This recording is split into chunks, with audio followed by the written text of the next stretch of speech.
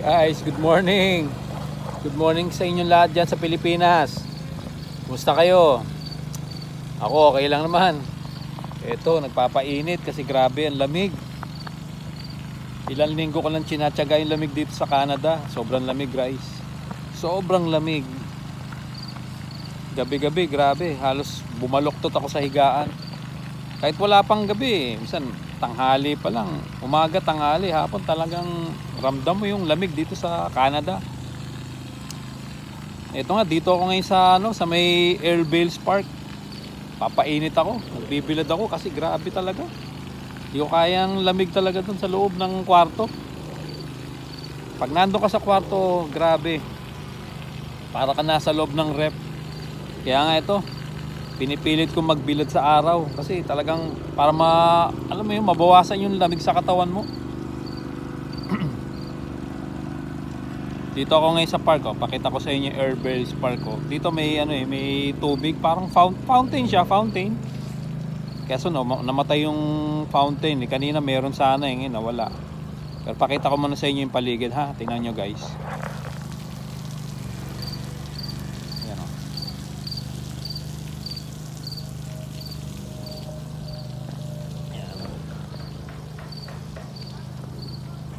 Nakita niyo yung building na yun, guys. Papakita ko sa inyo. Diyan yung apartment namin. Diyan kami nagre-rent ng room. Tingnan mo. Ano yun? El Aparador Apartment.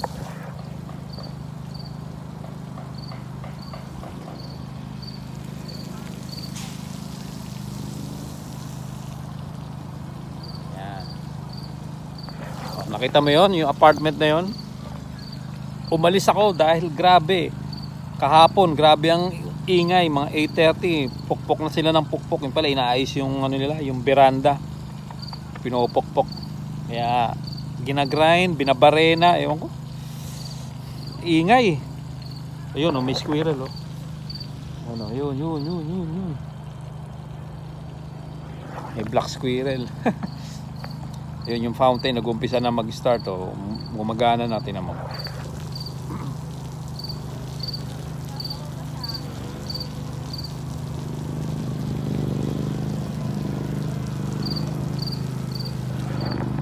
Mga mangilan-ngilan na namamasyal dito. Mga Pinoy din, mga Pinoy.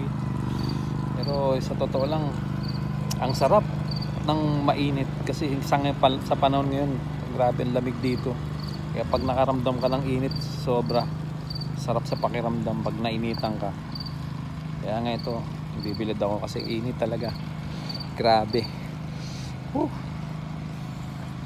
Siguro mga 30 minutes ako dito, papaaraw ako para bawasan yung lamig sa katawan ko.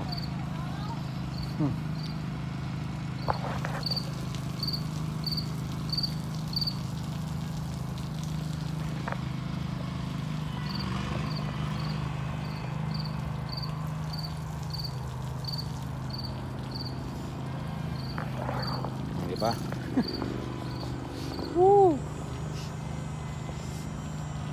Papainit ako. Grabe. Taste sa init. Kailangan ng katawan niya mainitan ka kahit papano.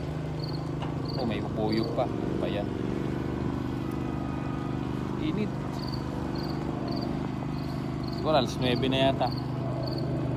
Ay di, ano pala, alas 10 pasado na pala. Umalis ako ng bahay alas 10.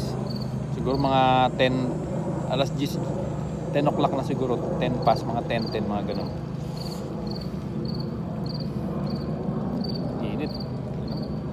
Masarap sa balat kasi mainitan ka rin kahit papano, kahit konti.